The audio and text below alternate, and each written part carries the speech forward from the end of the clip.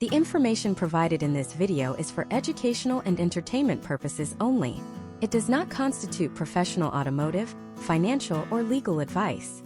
Auto repair standards and labor rates vary significantly by region, vehicle make, and individual shop policies. While we provide data based on historical trends and industry case studies, your specific situation may differ. Always consult with a certified mechanic or a legal professional before making decisions regarding vehicle repairs or financial disputes. The creators of this content are not responsible for any actions taken based on this information. Conduct your own due diligence before signing any repair authorization. The piece of paper sitting on your passenger seat right now might be the most expensive document you will sign all year, and there is a high probability that you are reading it completely wrong. According to historical trends and consumer advocacy data, American car owners collectively pay billions of dollars in unnecessary repair costs every single year. We are talking about a system where a single misplaced decimal point or a vaguely worded line item like shop supplies can quietly drain $300 from your bank account without you ever popping the hood. You walk into the service center feeling a slight vibration in the steering wheel, and you walk out 4 hours later with a $3,000 invoice, wondering if you just paid for a new transmission or the service advisor's Caribbean vacation. Most people look at the total at the bottom, wince, swipe their credit card, and leave because they feel powerless. They see terms like book time, diagnostic fee, and environmental disposal and assume these are fixed, non-negotiable laws of physics. They are not. They are variables in a high-stakes negotiation. Today, we are opening the black box of the automotive service industry. This is a deep dive masterclass designed to transform you from a vulnerable consumer into a sophisticated auditor of your own vehicle's maintenance. By the time we finish this 10-part series, you will understand the anatomy of an invoice better than the person printing it. We are going to decode the hidden language of labor rates, unmask the markup on parts that can reach 300%, and show you exactly how to spot the red flags that signal a shop is padding the bill. This is not about being a difficult customer. It is about ensuring that the value you receive is equal to the currency you provide. Let's start with the fundamental reality of the American auto repair landscape. The average cost of a car repair has outpaced inflation significantly over the last decade. This is driven by two primary factors: the increasing technological complexity of modern vehicles and the shift in how repair shops generate profit. In the past, a mechanic might spend 2 hours turning a wrench to fix a mechanical linkage. Today, that same mechanic is often a technician using a $5,000 tablet to communicate with 30 different onboard computers. This shift has given shops a convenient veil to hide behind. When a repair is digital or software-based, the average consumer feels even less qualified to challenge the cost. If a technician tells you that your body control module needs a flash update that costs $400, how do you verify that?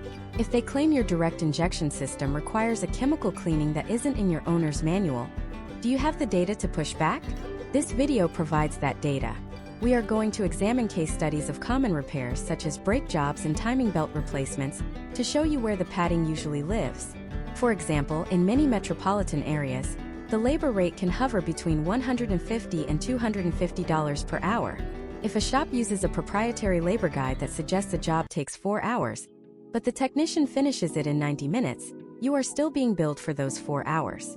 This is known as flat rate billing, and while it is the industry standard, it is often the first place where overcharging occurs. Consider the psychological framing used in the service drive. From the moment you pull into the dealership or the independent shop, a specific sequence of events is triggered to maximize the ticket value. This is often referred to as the multi-point inspection. While presented as a courtesy, it is statistically one of the most effective sales tools in the retail world. We will break down why a yellow caution light on an inspection sheet for your cabin air filter is often the gateway to $1,000 in suggested fluid flushes that your vehicle might not actually need according to the manufacturer's intervals. We are going to look at the discrepancy between the manufacturer's suggested maintenance schedule and the dealer recommended schedule.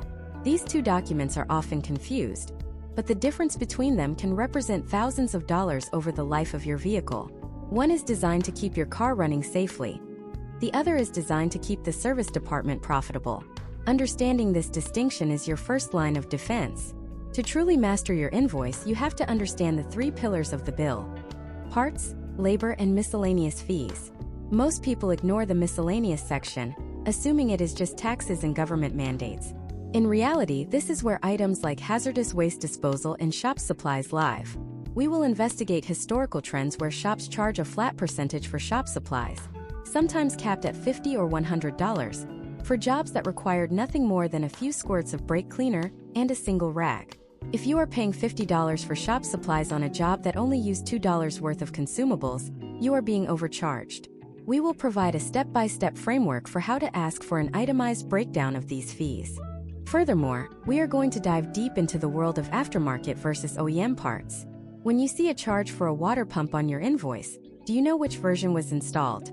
There is a massive price delta between a factory original part and a white label part source from a local warehouse. Shops often charge you the premium OEM price while installing the budget-friendly aftermarket alternative, pocketing the difference as pure margin. We will teach you how to demand the part numbers and how to verify those numbers against the actual components installed in your car. This level of transparency is what separates the savvy owner from the easy target. This masterclass is about more than just saving money on a single oil change. It is about changing the power dynamic between you and the repair industry. The fear of a breakdown often leads to emotional decision-making. When your car is on a lift and you are stuck in a waiting room drinking stale coffee, you are at your most vulnerable. The shop knows this. They know you need your car to get to work, to pick up your kids, and to live your life. By educating yourself now while you are not in a crisis, you build a mental toolkit that allows you to remain calm and analytical when the service advisor calls with bad news. We will cover the specific scripts you can use to ask for your old parts back. A legal right in many states, which serves as a powerful deterrent against unnecessary part replacements. If a shop knows they have to hand you the old alternator in a box, they are much less likely to claim it was failing if it was actually in perfect working order. We are also going to address the diagnostic fee trap. It has become common practice to charge 1 hour of labor just to plug in a scanner. While professional diagnostics do require expensive equipment and expertise, we will show you how to ensure that this fee is rolled into the repair cost if you choose to have the work done at that shop. We will look at historical data showing how many consumers pay for a diagnostic at 3 different shops, effectively losing $300 before a single bolt is turned. We will teach you the potential outcomes of negotiating these fees up front. This is the definitive guide to taking back control. Your car is likely your second largest investment after your home. It is time you stopped treating its maintenance like a mystery and started treating it like a business transaction. Over the next 9 parts of this deep dive, we will peel back every layer of the invoice until there are no more secrets left. We will look at real-world examples of invoices from major national chains and local mom-and-pop shops to show you the universal patterns of overcharging. We will discuss the impact of technical service bulletins and how they can sometimes lead to free repairs that shops might try to bill you for. We will even cover the legal protections available to you under the Magnuson-Moss Warranty Act, ensuring you know your rights when a dealer tries to tell you that third-party service voids your warranty. This is not just a video. It is an education in consumer defense. Grab a notepad, find your last repair bill, and let's get to work. To understand the document in your hand, you first have to understand the invisible force that dictates every single penny on that page: the flat rate manual. In the year 2026, the automotive industry relies more heavily than ever on standardized labor guides like ALLDATA, Mitchell 1, or the manufacturer's own internal time study databases. These guides are the Bible of the repair shop. They tell the service advisor exactly how many hours a specific job should take on a specific vehicle under ideal conditions. Imagine if you hired a plumber to fix a sink, and before he even arrived, a central database told him that every sink in America takes exactly 2.4 hours to repair, and that is what you will be billed regardless of whether he finishes in 30 minutes or 5 hours. This is the reality of the flat rate system. Historical trends show that this system was designed to protect shops from slow technicians, but in practice, it has become a primary driver of high repair costs for the consumer.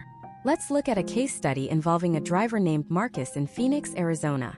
Marcus takes his 2023 Chevrolet Silverado into a high-end independent shop because his brakes are squealing.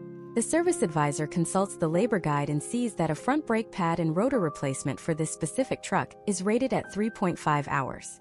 At a labor rate of $210 per hour, which is becoming the standard in major U.S. metropolitan areas in 2026, the labor cost alone is $735. Now, imagine if Marcus could see behind the heavy steel doors of the service bay. The technician assigned to his truck is a master-level mechanic with 15 years of experience. He has high-end pneumatic tools and an induction heater that can break a seized bolt in seconds.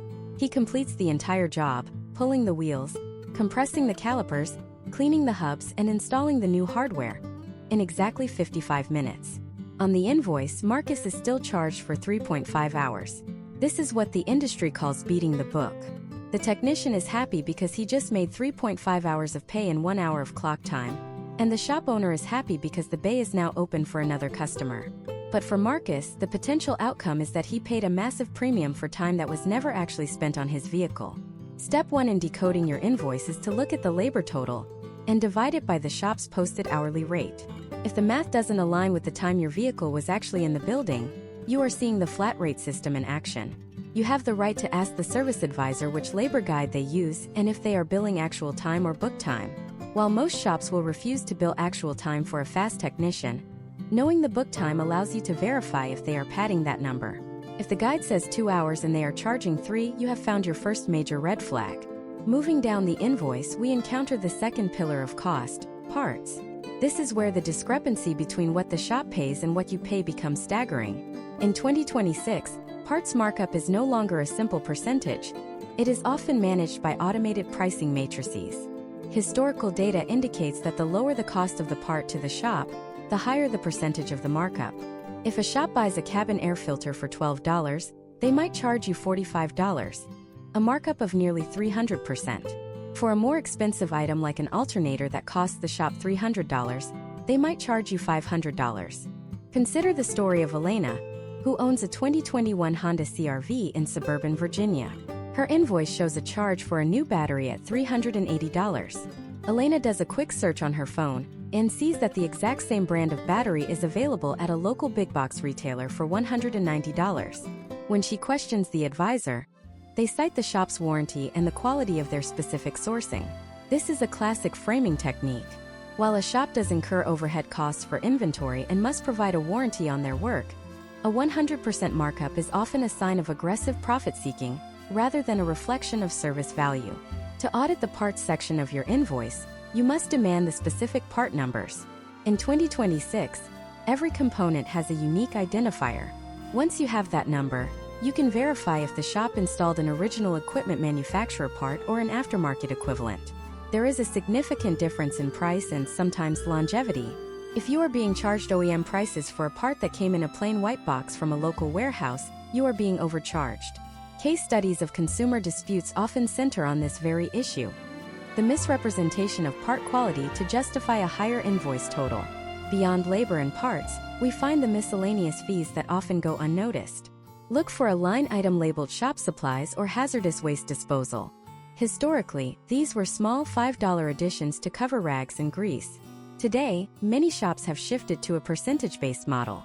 If your invoice is $2,000, a 5% shop supply fee adds an extra $100 to your bill for supplies that might have cost the shop $10. Imagine if your hairstylist charged you an extra $20 for the squirt of hairspray and the next strip they used. You would be outraged. Yet, in the automotive world, consumers accept this as a standard cost of doing business. You must also be aware of the 2026 technological surcharge. As vehicles become more integrated with advanced driver assistance systems, or ADAS, shops are adding fees for things like camera calibration and software resets. These are often listed as separate labor items. For example, if you get a windshield replaced or a front-end alignment, the shop might charge an additional $200 to calibrate the sensors that keep you in your lane. While this work is necessary for safety, it is frequently used as a high-margin upsell. You should always ask for the pre-calibration and post-calibration report. If the shop cannot provide a digital printout showing the sensors were actually out of alignment and were then corrected, there is a possibility the service was never performed, or it was a simple 5-minute software handshake that didn't justify a $200 charge. Historical trends show that consumers who ask for an itemized breakdown before the work begins are far less likely to see these phantom charges. When a service advisor knows they are dealing with an informed client who understands the difference between book time and actual time, and who knows how to look up part numbers in real time, the incentive to pad the bill evaporates. We are seeing a shift in 2026 where transparency is becoming a competitive advantage for some shops, but for the majority, the old ways of opaque invoicing remain the standard. Your invoice is not just a bill. It is a transcript of a negotiation where you might not have known you were a participant. Every line item is a data point. The labor rate tells you the shop's overhead. The part cost tells you their margin. The miscellaneous fees tell you their level of integrity. By breaking these down step by step, you begin to see the true cost of the repair versus the price you are being asked to pay. But what happens when the shop finds something they didn't expect? What happens when that simple oil change turns into a 3-page list of urgent repairs that must be done today for your safety? This is the moment where most people fold and give the shop a blank check. In the next part of this deep dive masterclass, we are going to look at the psychological tactics of the upsell. We will examine the exact script service advisors are trained to use to create a sense of fear and urgency, and we will give you the counterscripts you need to stay in control. We will also reveal the one specific fluid flush that is almost always a waste of money in modern vehicles, and how to spot it on your invoice before you pay for it. The deep dive continues as we move from the numbers on the page to the words spoken in the service drive. The moment you step out of your vehicle and onto the oil-stained concrete of the service drive, you are no longer just a driver. You are a prospect in a carefully choreographed sales environment. In the year 2026, the role of the service advisor has evolved into a high-tech sales position, often aided by predictive analytics and customer relationship management software that knows your vehicle's service history better than you do. It is vital to understand that in many high-volume U.S. dealerships and national repair chains, the service advisor is not a mechanic. They are a commissioned sales professional. Their compensation is frequently tied to the total dollar amount of the repair orders they write, a metric known in the industry as hours per repair order, or HPRO. Historical trends show that an advisor who maintains a high HPRO is rewarded with bonuses, while those who prioritize minimal, necessary repairs may find themselves under pressure from management.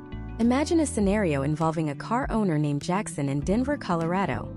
Jackson pulls his 2024 Ford F-150 Lightning into the service bay for a simple tire rotation. As he waits, a service advisor named Tyler approaches him with a tablet in hand. Tyler shows Jackson a digital inspection report with several items highlighted in red and yellow. This is the first psychological trigger: color-coded urgency. Tyler uses a phrase that is a staple in the industry. "I was looking over the technician's notes, and he noticed some significant carbon buildup in your intake system that could lead to a loss of efficiency, or even a stall at highway speeds. I wouldn't feel comfortable seeing you head back out into mountain traffic without addressing this fuel induction service." By mentioning a stall at highway speeds and mountain traffic, Tyler has introduced fear, uncertainty, and doubt, or FUD. This is a classic sales tactic designed to bypass your logical financial brain and trigger your survival instincts. Jackson, fearing for his safety and the reliability of his high-tech truck, is now predisposed to say yes to a $300 service that his owner's manual likely does not require for another 60,000 miles. Case studies of service drive interactions suggest that when safety is invoked, the closing rate for an upsell increases by nearly 40%. The most common victim of this psychological framing is the fluid flush. In 2026, modern chemical engineering has advanced to the point where many automotive fluids are designed for extreme longevity. However, the profit margin on a fluid flush is staggering. Let's perform a deep dive audit on the fuel induction service. This procedure typically involves spraying a cleaning agent into the intake manifold or adding a bottle of detergent to the fuel tank. The shop's cost for the chemicals is often less than $20. The labor takes a technician about 15 minutes of actual work, yet the consumer is often billed for a full hour of labor, plus a premium price for the chemicals.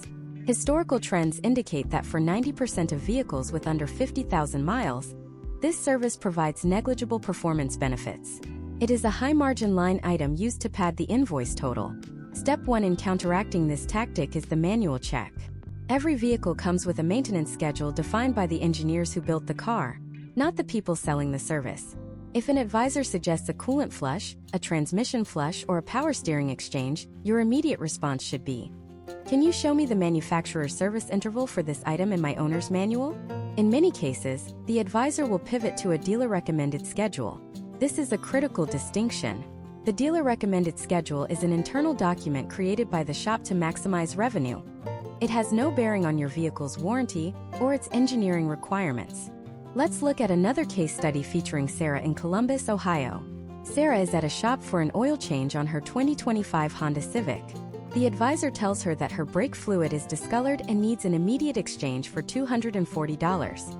Sarah, having studied the historical trends of this upsell, asks for a copper strip test. A copper strip test is a physical diagnostic tool that measures the parts per million of copper in the brake fluid, which indicates the breakdown of internal components. If the advisor cannot provide a physical or digital test result proving the fluid has failed, the recommendation is often based on visual estimation, a method that is notoriously unreliable and biased toward a sale. When Sarah asked for the data, the advisor's tone shifted from urgent to elective, eventually admitting the service could probably wait another year. Another common tactic is the "while we are in there" bundle. Imagine you are already paying for a timing belt replacement, a job that requires significant disassembly of the engine's front end. The advisor suggests replacing the water pump and the tensioners because the labor is already overlapping. While this is often sound mechanical advice, the overcharge happens in how the labor is calculated on the invoice. A dishonest shop will charge you the full book time for the timing belt and the full book time for the water pump, as if they were doing the job separately. In reality, once the timing belt is off, the water pump takes 10 minutes to swap. A fair invoice should show a labor overlap credit. If the timing belt is 5 hours and the water pump is 2 hours, the combined job should not be 7 hours. It should be closer to 5.2 hours. If you don't see that labor adjustment, you are paying hundreds of dollars for time the technician never spent. Step by step, here is how you handle the service drive conversation to ensure your invoice remains accurate. First, request that all communication be documented via text or email. This creates a paper trail of their claims. Second, use the phrase, "I only authorize the repairs required to address my original concern today." This shuts down the impulse to add on maintenance items until you have had time to research them. Third, if they claim a part has failed, ask for a photograph of the failure. In 2026, almost every technician uses a digital inspection tool. If they cannot send a clear photo of a leaking strut or a torn bushing to your phone, you should treat the recommendation with extreme skepticism. The power dynamic in the service drive relies on your perceived lack of knowledge. The advisor assumes you don't know the difference between a manufacturer's requirement and a shop's recommendation. They assume you won't check the manual. They assume you are in a hurry. By slowing the process down and demanding data over anecdotes, you signal that you are an auditor, not just a customer. Potential outcomes of this approach include a significantly lower bill and a higher level of respect from the service department. Shops generally prefer to upsell the path of least resistance.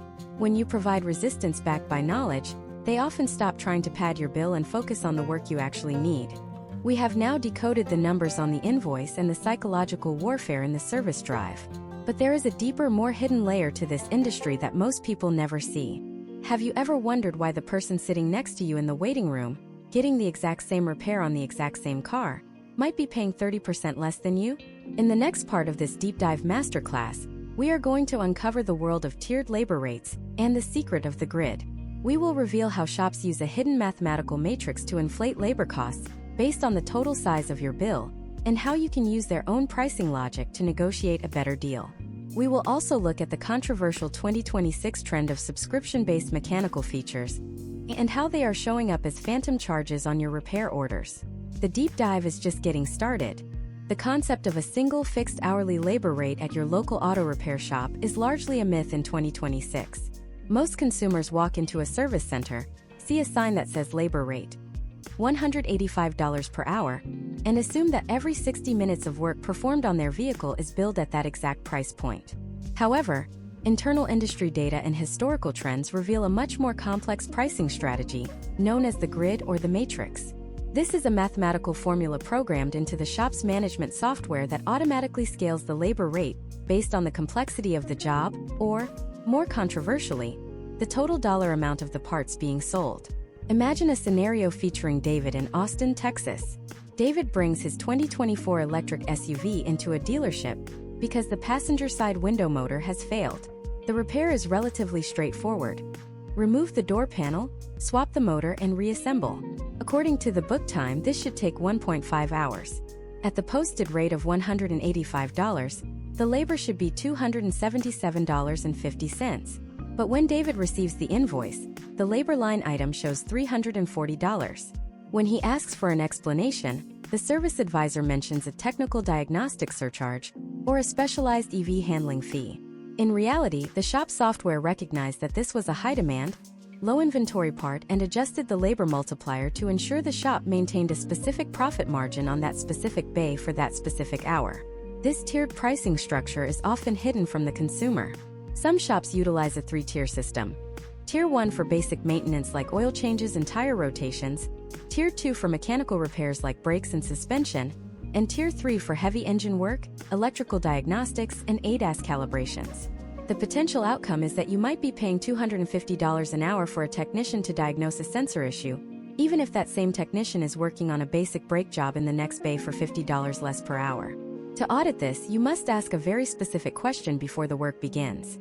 Is your labor rate flat for all services? Or do you utilize a tiered grid system? If they admit to a grid, ask to see the breakdown of those tiers. A transparent shop will have no issue explaining why an electrical specialist costs more than a general service technician. But an opaque shop will use the grid to silently inflate the bill on high-ticket repairs. Beyond the grid, we must address the newest and perhaps most frustrating development in the 2026 automotive landscape: the subscription-based feature surcharge.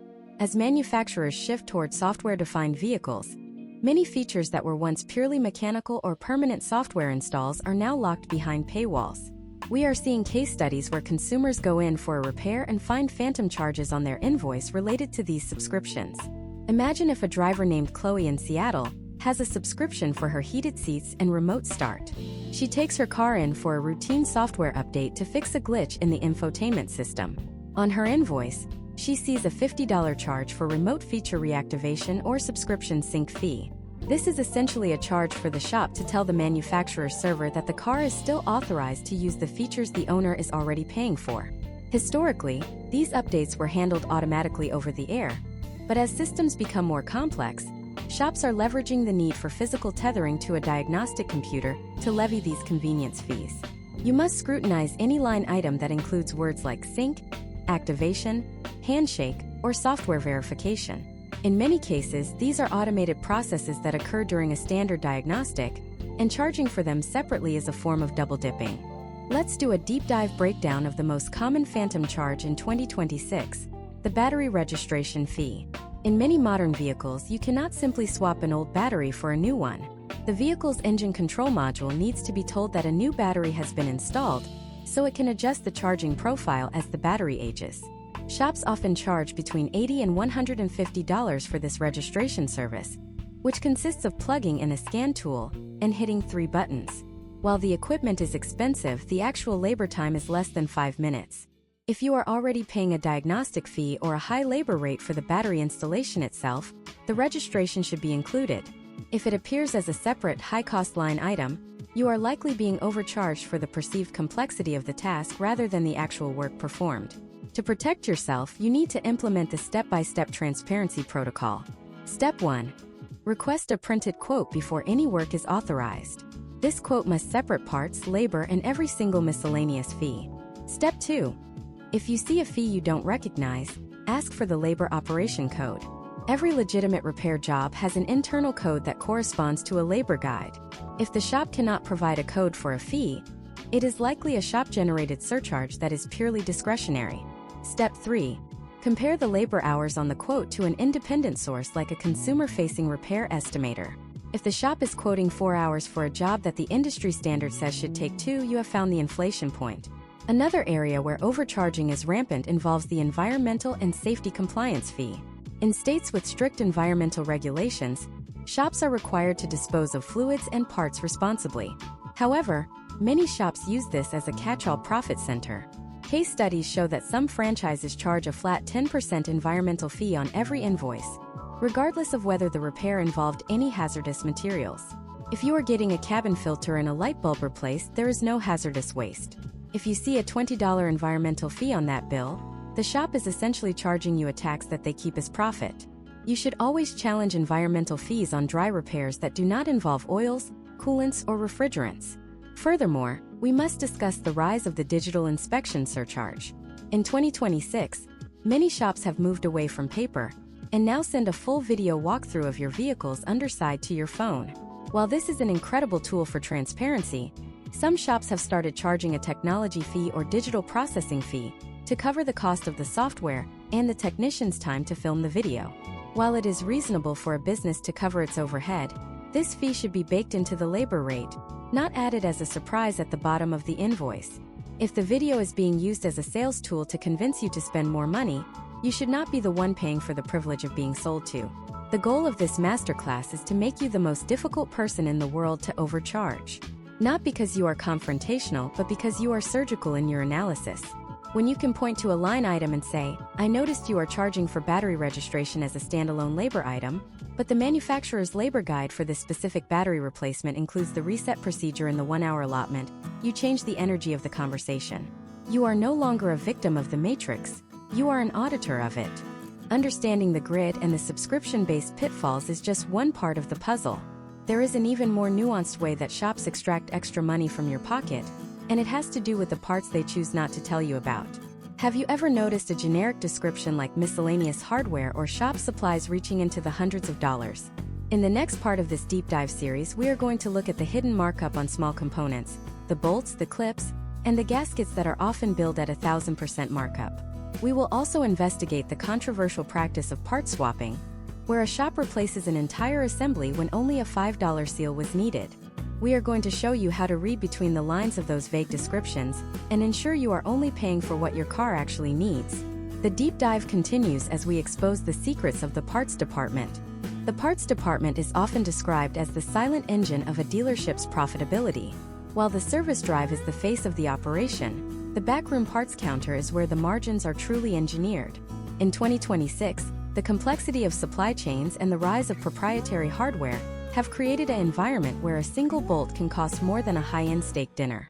To understand your invoice, you have to understand the difference between a component-level repair and a modular replacement. Historically, mechanics were trained to rebuild components. If an alternator failed, they might replace the brushes or the voltage regulator. If a caliper leaked, they would install a $5 rubber seal kit. Today, the industry has shifted almost entirely to modular replacement. This means if one tiny piece of a larger assembly fails, the shop replaces the entire unit. While this can sometimes lead to faster turnaround times, it frequently results in significant overcharging for the consumer. Imagine a scenario involving a driver named Liam in Chicago. Liam's 2022 Ford Explorer has a small coolant leak. Upon inspection, the technician identifies that a plastic coolant bypass valve has a hairline crack. Instead of just replacing the $60 valve, the invoice reflects a complete cooling system manifold assembly at a cost of $850. When Liam asks why the entire assembly was replaced, the service advisor uses a standard industry script. "We replaced the assembly to ensure the integrity of the repair and to provide a nationwide warranty on the entire unit." In reality, the shop software defaults to the largest possible assembly because it carries a higher parts margin and more book time for labor. Case studies from consumer advocacy groups show that modular replacement can inflate a repair bill by as much as 400% compared to component-level repair. Step 1 in auditing your parts list is to ask, is this an assembly or an individual component, and was a component-level repair option available? If they claim the part only comes as an assembly, a quick search of the part number on an independent wholesale site will often reveal that individual seals, gaskets, or subcomponents are indeed available. We also need to talk about the miscellaneous hardware line item. This is the junk drawer of the auto repair invoice. You might see a charge for miscellaneous hardware or shop supplies, $75. In 2026, many shops have automated this to be a percentage of the total labor. But consider the case of a technician working on a 2025 Toyota Camry. If they are replacing a drive belt, they might use 1 or 2 plastic clips that cost the shop 12 cents each. However, the billing software might automatically trigger a standard hardware fee based on the job type. Historical trends indicate that these fees are rarely audited by the consumer, leading to millions of dollars in collective overpayment for items that were never used or were already included in the cost of the main part. Imagine if you went to a restaurant and, along with your steak, you were charged a $5 miscellaneous seasoning and napkin fee. You would find it absurd, yet it is standard practice in automotive service. To push back, you should request an itemized list of any hardware charge exceeding $20. If they cannot produce a list of specific part numbers for those nuts, bolts, or clips, you have a strong case for requesting that the fee be removed or reduced to the actual cost of the consumables used. The parts department also utilizes a tiered pricing structure known as matrix pricing. This is different from the labor grid we discussed earlier. Matrix pricing is a sliding scale for parts markups. For example, a part that costs the shop $5 might be marked up by 500%, retailing to you for $30. A part that costs the shop $500 might only be marked up by 40%. The potential outcome of this strategy is that the smallest, most insignificant parts on your invoice, the ones you are least likely to double-check, are the ones providing the shop with the highest profit percentage. Let's look at a case study involving Isabella in Miami, who took her 2023 Jeep Grand Cherokee in for a suspension noise. The invoice listed 4 subframe bolts at $48 each. Isabella, being a savvy consumer in 2026, looked up the Mopar part number and found that the manufacturer's suggested retail price (MSRP) for those bolts was actually $12 each. The shop had applied a matrix multiplier that ignored the MSRP entirely. When confronted with the official manufacturer's pricing data, the shop often pivots, claiming they have to cover the cost of local delivery or overnight shipping. This is where your negotiation begins. You should never pay more than the MSRP for a part. If a shop is charging above MSRP, they are essentially asking you to pay a premium for their inability to manage their own inventory efficiently. Furthermore, we must address the 2026 trend of core charges. A core charge is a deposit you pay on a part that can be rebuilt, like an alternator, a starter, or a battery. The shop is supposed to credit this back to you when they return the old part to the manufacturer. However, historical data shows that shops sometimes forget to list the core credit on the final invoice, or they hide it within a bundled price. If you see a line item for a core charge, ensure there is a corresponding credit line. If you are keeping your old parts, which we recommended earlier as a deterrent against fraud, you will have to pay the core charge, as the shop cannot return the part for credit. But if the shop is keeping the part, that money belongs back in your pocket. Step by step, here is how you audit the parts section. First, cross-reference every part number on your quote with an official manufacturer parts website. This tells you the true MSRP. Second, check if the part is listed as new, remanufactured, or used. Shops are legally required in many states to disclose if they are using non-new parts. Remanufactured parts are often excellent and come with warranties, but they should cost significantly less than brand new OEM components. If you are being charged the new price for a remanufactured unit, that is a direct overcharge. Third, look for the phrase kit on the invoice. Sometimes shops will sell a repair kit that includes 5 different parts, but the technician only needs one of them to fix your car. They charge you for the whole kit and put the other 4 parts back into their own inventory to sell again later. This is a subtle but effective way to pad the bill. Always ask to see the packaging of any kit that was billed to you. The complexity of the modern parts department is designed to overwhelm the average person. Between assemblies, matrix pricing, and miscellaneous hardware, there are dozens of places for an extra $50 or $100 to slide into your total without notice. By demanding part numbers and verifying MSRP, you strip away the mystery and force the shop to justify every cent. You are moving from being a passive payer to an active participant in the business of your car's health. But even if the parts and labor are fair, there is one more place where your money can vanish: the clock. Not the book time we talked about before, but the actual time your car sits in the bay. Have you ever seen a charge for extended diagnostic or specialized testing that seemed to go on for days? In the next part of this masterclass, we are going to dive into the world of diagnostic labor and the mystery of the shop foreman. We will reveal how shops bill for head-scratching time when they can't find a problem, and how you can set a hard limit on diagnostic costs before they spiral out of control. We will also look at the data behind the second opinion, and why it is the most powerful tool in your arsenal when an invoice looks too high to be true. The deep dive is entering the diagnostic lab. The diagnostic process is perhaps the most misunderstood line item on an automotive invoice, yet in the year 2026, it is where some of the most significant financial discrepancies occur.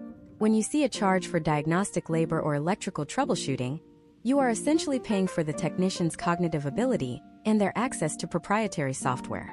Unlike a brake job or an oil change, diagnostics do not have a universal book time that applies to every situation.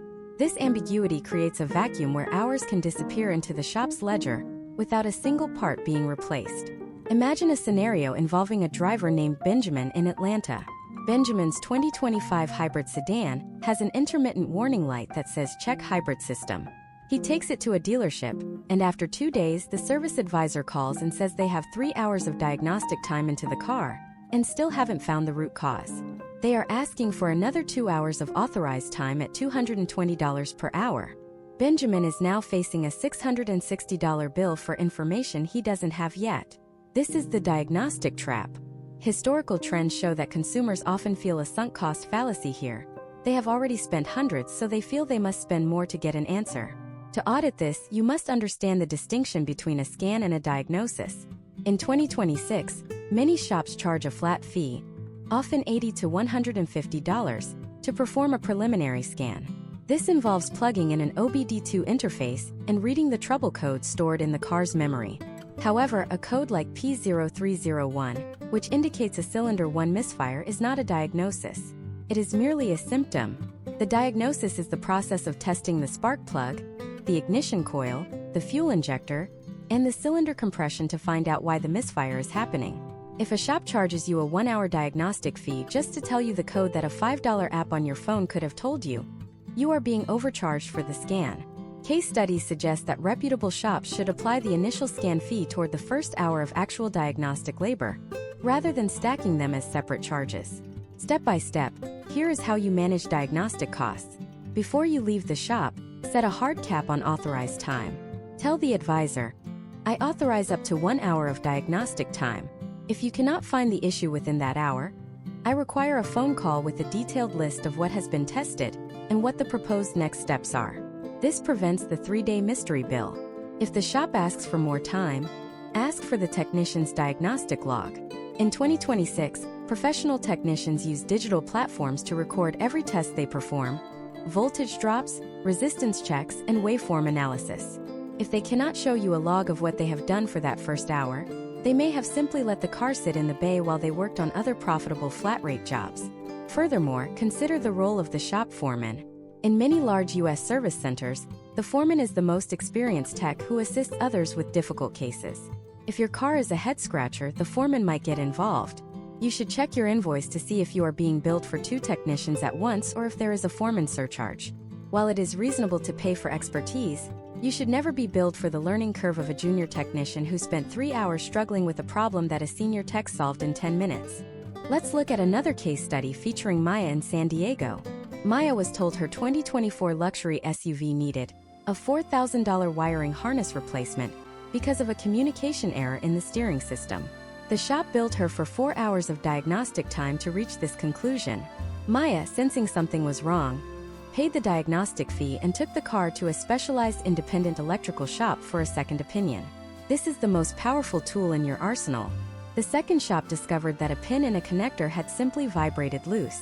They tightened the pin, cleared the code, and charged her 1 hour of labor. Maya saved over $3,000 by not accepting the first shop's diagnosis as gospel. Historical trends in the automotive industry indicate that dealerships are often prone to part darts during the diagnostic process. This is the practice of replacing expensive components one by one until the problem goes away, all at the customer's expense. If your invoice shows multiple high-end electronics replaced in a single visit, it is a red flag that the shop did not actually diagnose the fault but rather guessed at it. You should always ask, if this part does not solve the problem, will I be credited for the part and the labor? A shop confident in its diagnosis will stand by its work. A shop that is guessing will tell you that the parts were non-returnable. In 2026, we are also seeing the rise of remote diagnostic fees. Some manufacturers allow a specialist at a corporate headquarters to log into your car, while it is at the local shop to help with a complex issue. While this technology is impressive, it often appears on the invoice as a Technical Assistance Center or TAC fee. These fees can range from $100 to $300. You should verify if this fee was actually authorized by you and if the local shop is also charging you their full hourly rate while the remote specialist was doing the heavy lifting. This is a form of double billing that is becoming increasingly common in the era of the software-defined vehicle. Imagine if you went to a doctor and they charged you for 5 different specialists to talk to each other, but never actually told you what was wrong. You wouldn't pay that bill without a fight. The same logic applies to your car. Every hour of diagnostic time must yield a verifiable result or a documented list of excluded possibilities. If the shop says we think it might be the control module, that is an opinion, not a diagnosis. A diagnosis sounds like, we performed a pinout test on the module and found no output on circuit 4B, confirming the internal failure. One of these statements justifies a $1,000 repair. The other is a gamble with your money. The complexity of modern vehicles is often used as a shield to deflect questions about high diagnostic costs. However, Complexity is not an excuse for a lack of transparency. By demanding logs, setting caps, and being willing to seek a second opinion, you force the shop to be precise. You shift the burden of proof from your wallet to their diagnostic equipment. Potential outcomes of this approach include a faster repair time and an invoice that reflects actual work rather than expensive guesswork. As we move through this masterclass, we have covered the numbers, the psychology, and the technical labs. But there is a final phase of the invoice that happens after the work is done, the settlement. This is the moment where you are standing at the cashier's window, and the total is higher than the estimate. In the next part of this series, we are going to dive into the legalities of the estimate versus the invoice. We will discuss the specific percentage of variance allowed by law in most U.S. states, and what to do if the shop refuses to release your car until you pay the overage. We will also reveal the secret of the service manager's adjustment and how to get a bill lowered even after it has been printed. The deep dive is entering the negotiation room. In the year 2026, the transition from the service drive to the cashier's window is the most high-stakes walk you will take in the entire repair process. This is where the theoretical numbers on an estimate become the painful reality of a finalized invoice. Historically, the relationship between an estimate and an invoice has been a source of immense friction in the American automotive landscape. Many consumers believe that once they sign a piece of paper for an estimated amount, that number is locked in stone. This is a dangerous misconception. In many U.S. states, including California, Florida, and Texas, there are specific statutes governing the variance between an estimate and a final bill, but the shop often relies on your ignorance of these local consumer protection laws to push through overages. Imagine a scenario featuring a driver named Jordan in Nashville, Tennessee. Jordan brings his 2024 hybrid crossover in for a steering rack replacement. The service advisor provides a written estimate of $2,400. Jordan signs the authorization and leaves. 2 days later, he arrives to pick up his vehicle, and the cashier presents him with a bill for $3,100, a $700 increase. The explanation provided is that the technician encountered rusted bolts that required extra labor time, and a specialized sensor that was not in the original quote. This is the moment where the power dynamic shifts if you are prepared. Step 1 in the negotiation room is to identify the percentage of variance. In many jurisdictions, a shop cannot exceed a written estimate by more than 10% without obtaining additional oral or written consent from the customer. For Jordan, a 10% variance on $2,400 is $240. Anything above $2,640 requires a documented mid-repair authorization. If the shop performed that extra $700 of work without calling Jordan to explain the necessity and getting his explicit okay, they may be in violation of state consumer protection acts. Historical trends show that shops will often back down on these unauthorized overages the moment a customer mentions the specific percentage allowed by state law. To audit this properly, you must ask to see the timestamped communication log. Modern shop management systems in 2026 automatically log every outgoing call and text message. If the advisor claims they tried to call you but couldn't get through, and then proceeded with the repair anyway, they are still typically liable for the original estimate. A common case study involves shops claiming an emergency repair was necessary to make the car safe to drive. While safety is paramount, it does not grant a business the legal right to spend your money without your permission. You should look for the specific line items added after the initial estimate and ask, on what date and at what time was I notified of this specific cost increase, and who authorized it? If the shop refuses to budge, you enter the territory of the mechanic's lien. This is a legal mechanism that allows a shop to keep possession of your vehicle until the bill is paid in full. This is the ultimate leverage the shop holds over you. However, in 2026, many savvy consumers are utilizing a method known as payment under protest. This involves paying the bill to get your car back, but clearly marking the invoice and the electronic payment record with the words paid under protest, dispute to follow. This preserves your right to take the matter to small claims court or file a complaint with the Better Business Bureau or the State Attorney General's office without looking like you accepted the charges as fair. Now let's talk about the secret of the service manager's adjustment. Most people deal only with the service advisor or the cashier. These individuals have very little authority to discount a bill once it is printed. The service manager, however, is the individual responsible for the department's profit and loss statement, and more importantly, their Customer Satisfaction Index or CSI scores. In 2026, manufacturers tie massive dealership bonuses to these CSI scores. A single one-star review or a formal manufacturer complaint can cost a dealership tens of thousands of dollars in quarterly incentives. Imagine if you are sitting in the manager's office with a disputed invoice. Instead of being confrontational, you use a data-driven approach. You say, "I've reviewed the labor guide for this steering rack, and it shows 4.5 hours, but I'm being billed for 7. I also noticed the parts markup is 30% above the manufacturer's MSRP. I want to be a loyal customer, but this invoice doesn't align with industry standards. What can we do to bring this bill back to the original estimate so we can maintain a positive service relationship?" This is a professional invitation for the manager to use their policy adjustment bucket. This is a specific fund set aside for goodwill gestures to keep customers happy. Case studies suggest that a service manager has the discretion to shave 10 to 20% off a bill almost instantly to avoid a prolonged dispute or a negative CSI report. Step by step, here is how you conduct this negotiation. First, never discuss the bill at the cashier's window. It is a public area designed for quick transactions. Ask to speak with the advisor or manager in a private office. This removes the pressure of the line behind you and forces them to give you their full attention. Second, have your evidence ready. If you have a printout from a parts website showing a lower MSRP or a labor estimate from a competing shop, place it on the desk. Third, focus on the discrepancies, not the total. Don't just say the bill is too high. Say this specific line item for shop supplies at $80 for a bulb replacement is inconsistent with the materials used. By being granular, you make it much harder for them to give you a generic brush off. Another potential outcome of a successful negotiation is the service credit. If a manager cannot lower the current bill due to accounting constraints, they will often offer a credit toward your next service.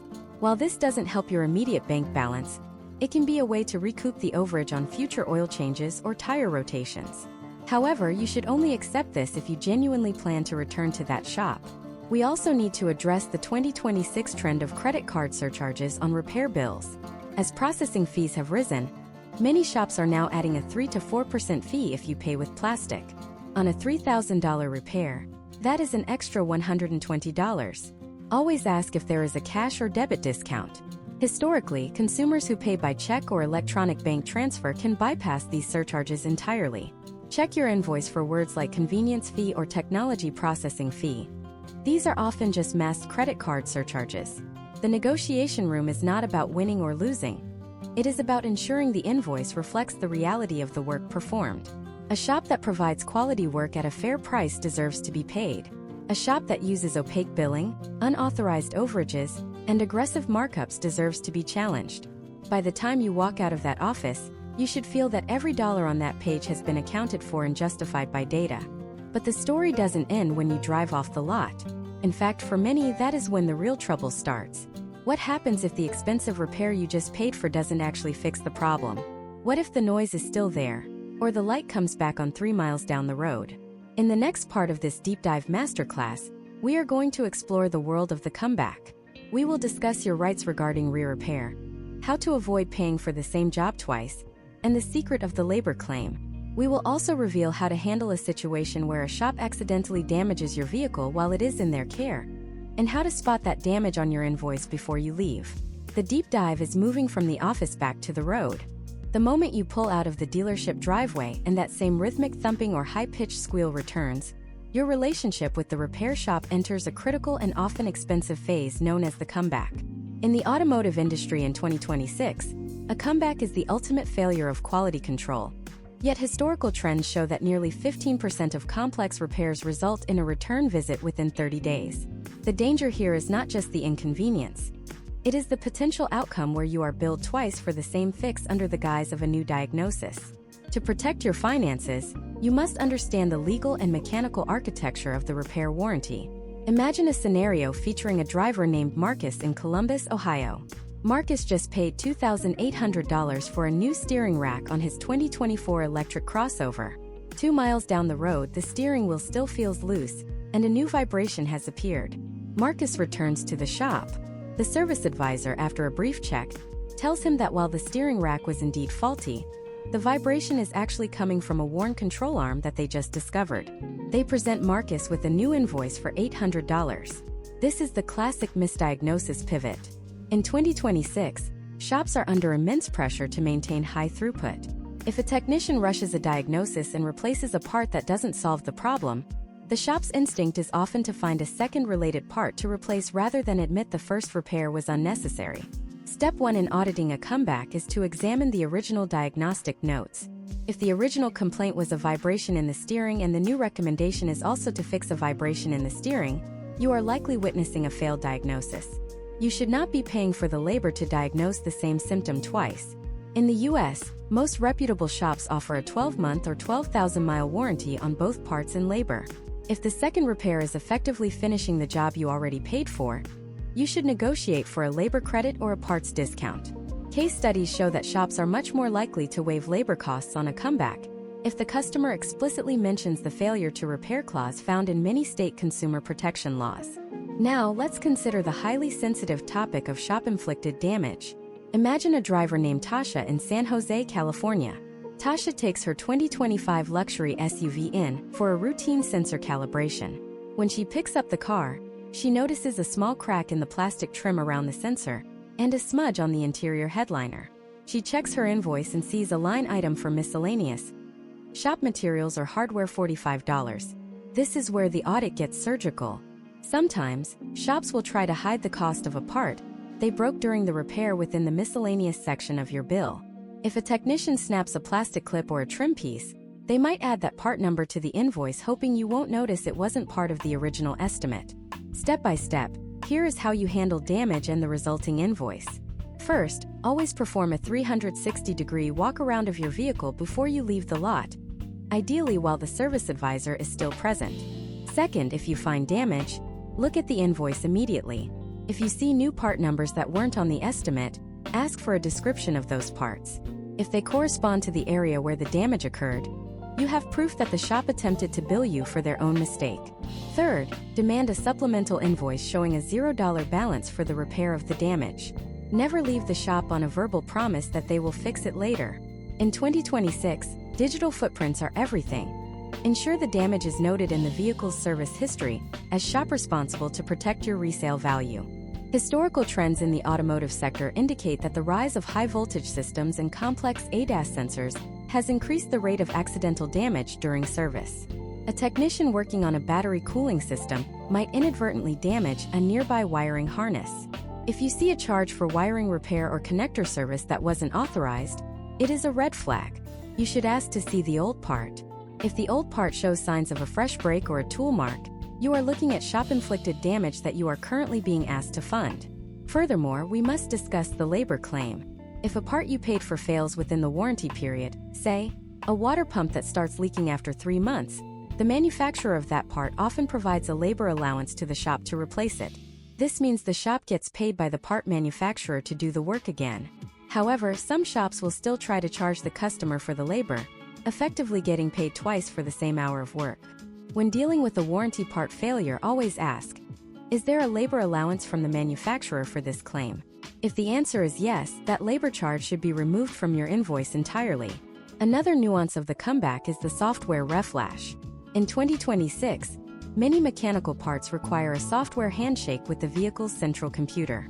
If your car comes back because a new window motor isn't working, the shop might claim they need to perform a specialized software update and charge you an extra $100. If this reflash is required to make the part you already paid for function correctly, it is part of the original repair. Charging for it separately on a return visit is a form of price gouging. You should insist that the original labor rate covered the complete installation and functional verification of the part. Consider the psychological state of the comeback. You are frustrated, you feel let down by the technology, and you just want your car back. The shop knows this and may use your desire for a quick resolution to push through a second unnecessary repair. To counter this, use the data-driven approach. Ask for the scan tool printout from the first visit and compare it to the scan tool printout from the comeback. If the trouble codes are identical, the first repair was objectively unsuccessful. Potential outcomes of this comparison include the shop admitting a diagnostic error and providing the second repair at cost. The deep dive into the comeback reveals that the invoice is a living document. It doesn't end when the first payment is made. It remains a record of the shop's accountability. By auditing the second visit as strictly as the first, you ensure that the shop maintains the high standard of service you paid for. You are not just a customer. You are a quality control auditor for your own vehicle. We have now covered the numbers, the negotiation, and the return to the shop. But there is one final, overarching factor that determines how much you pay for car repairs over your lifetime, and it has nothing to do with the shop you choose. It has to do with the data your car is sending behind your back. In the next part of this masterclass, we are going to dive into the world of telematics and remote diagnostics. We will reveal how your car is talking to the dealership while it's parked in your garage, and how that data is used to pre-sell you repairs before you even know there is a problem. We will also look at the privacy implications of the 2026 right to repair movement and how you can lock down your vehicle's data to prevent predatory invoicing. The deep dive is going wireless. In 2026, your vehicle is essentially a high-performance computer on wheels that never stops talking, and the primary recipient of its data is often the dealership service department. This ecosystem is known as telematics, and it has fundamentally changed how repair invoices are generated. Historically, you only visited a shop when you noticed a leak, a noise, or a dashboard light. Today, your car's onboard diagnostic system monitors thousands of data points per second, everything from fuel trim levels and battery state of health to the exact number of times you have engaged the anti-lock braking system. When a parameter falls outside of a predetermined range, the car doesn't just alert you. It sends a data packet to the manufacturer's cloud, which then forwards it to your local dealer. Imagine a scenario involving a driver named Kevin in Charlotte, North Carolina. Kevin is sitting at his kitchen table when he receives a notification on his smartphone from his car's brand app. The message states that his 2025 luxury sedan has detected a slight deviation in the transmission fluid pressure and recommends he schedule a service appointment immediately. When Kevin arrives at the dealership, the service advisor already has a pre-printed repair order ready for him. The invoice includes a diagnostic fee for a remote health check and a recommendation for a full transmission flush and sensor replacement totaling $900. This is the era of the predictive invoice. While this technology can prevent catastrophic mechanical failure by catching issues early, it also creates a massive opportunity for overcharging. Case studies from 2026 suggest that many of these remote alerts are based on overly sensitive software thresholds designed to drive service traffic. In Kevin's case, the deviation might have been a temporary sensor glitch or a result of extreme ambient temperature, rather than a mechanical failure requiring a $900 intervention. Step 1 in decoding a telematics-driven invoice is to demand the raw data log. You should ask, what was the specific numerical value that triggered the alert? And how does that compare to the manufacturer's fail-safe limit? If the shop cannot show you the data that justifies the repair, they are essentially asking you to pay for a ghost in the machine. The rise of telematics has also fueled the intensity of the right to repair movement in the United States. In 2026, the battle for your car's data is at an all-time high. Manufacturers argue that vehicle data is proprietary and sensitive, requiring specialized dealer tools for access. Consumer advocates argue that if you own the car, you own the data it produces. This conflict directly impacts your invoice. If an independent shop cannot access the telematics data or the specialized software required to reset a service light, you are forced back to the dealership where labor rates are historically 20 to 40% higher. We are seeing potential outcomes where manufacturers lock certain modules, meaning even a simple part replacement requires a proprietary software handshake that only the dealer can perform. Consider the story of Maria in Phoenix, Arizona. Maria took her 2024 electric vehicle to a trusted local mechanic for a battery coolant expansion tank replacement. The mechanic replaced the physical part for $300, but the car remained in limp mode because the computer needed a specific reset code sent via the manufacturer's server. The independent shop didn't have the subscription, so Maria had to tow the car to the dealer. The dealer then charged her a $400 software synchronization fee, on top of a diagnostic check, to verify the independent mechanic's work. To protect yourself from these wireless surcharges, you must investigate your vehicle's privacy settings. In 2026, most modern infotainment systems allow you to opt out of certain data sharing features. By limiting the amount of telemetry your car sends to the dealer, you regain control over the service timeline. You decide when the car needs an inspection based on the physical maintenance schedule, rather than a remote server's algorithm. Furthermore, you should look for the data access fee on your invoice. Some shops have started charging customers for the use of the diagnostic platform subscriptions they must pay the manufacturer. While this is a real cost for the shop, it should be part of their overhead, not a separate line item on your bill. Another hidden aspect of telematics is the pre-sale of parts.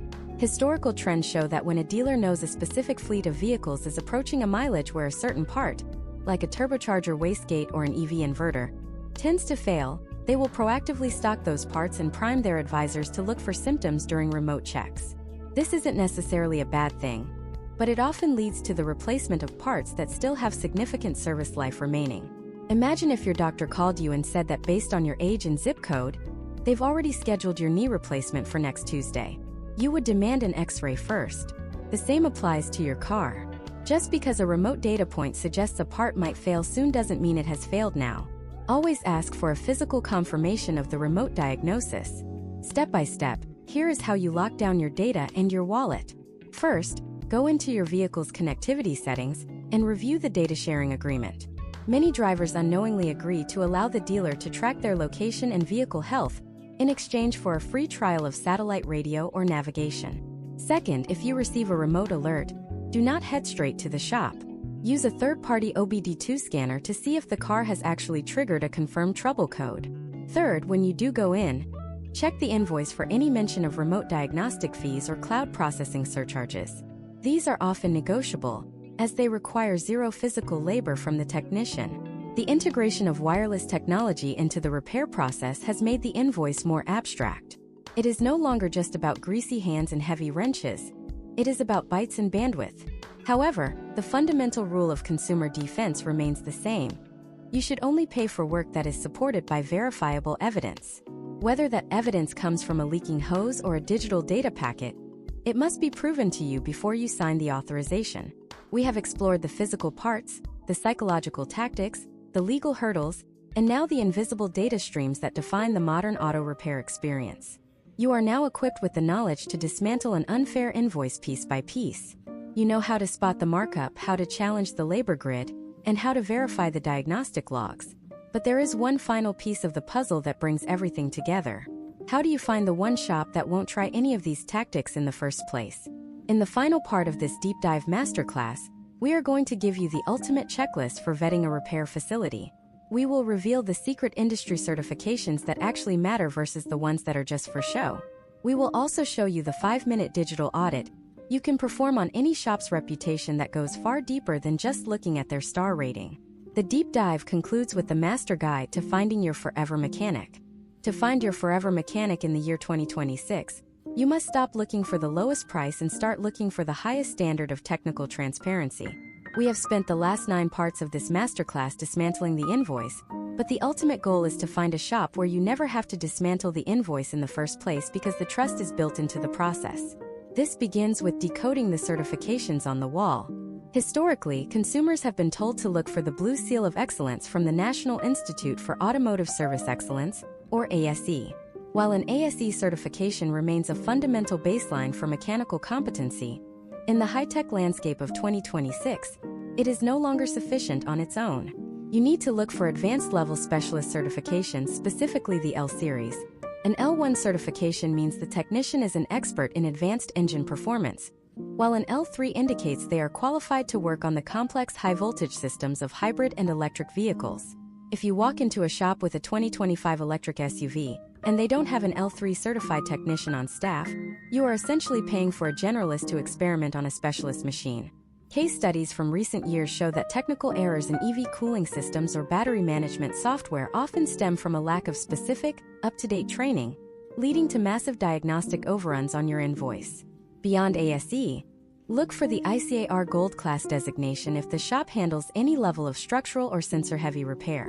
In 2026, even a simple bumper replacement involves recalibrating ultrasonic sensors and radar units. IR Gold Class indicates the shop invests in continuous training for these specific, safety-critical systems. If a shop lacks these credentials, the potential outcome is a vehicle that looks fixed but has dormant safety system faults that only appear during a collision. Now, let's perform the 5-minute digital audit. Most people look at a 4-star rating on a map app and stop there. That is a mistake. In 2026, star ratings are easily manipulated by reputation management software.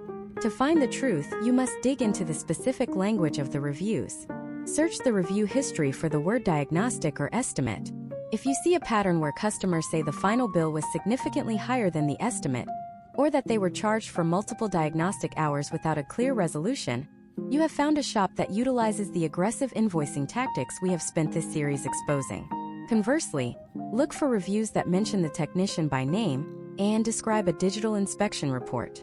In 2026, the hallmark of a high-integrity shop is the use of transparency platforms like AutoVitals or Bolt-on technology.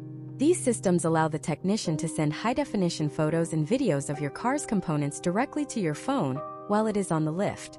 A shop that hides behind a counter and refuses to show you the physical evidence of a failing part is a shop that is likely padding the bill. Imagine a scenario involving a driver named Sophia in Denver. Sophia narrowed her choice down to 2 shops. Shop A had a 5-star rating but only generic reviews like great service. Shop B had a 4.2-star rating, but the reviews were filled with photos of digital inspections and stories of the shop foreman explaining why a suggested repair could actually wait another 6 months. Sophia chose Shop B and saved $1,200 on her first visit because they prioritized her vehicle's long-term health over a short-term upsell. The next step in your audit is the Bay Cleanliness Test. This might seem old-fashioned, but in 2026, the cleanliness of a repair facility is a direct indicator of the shop's attention to detail. Modern vehicles are incredibly sensitive to contamination. A grain of sand in a high-pressure fuel system or a drop of the wrong coolant in an EV thermal loop can cause a multi-thousand-dollar failure.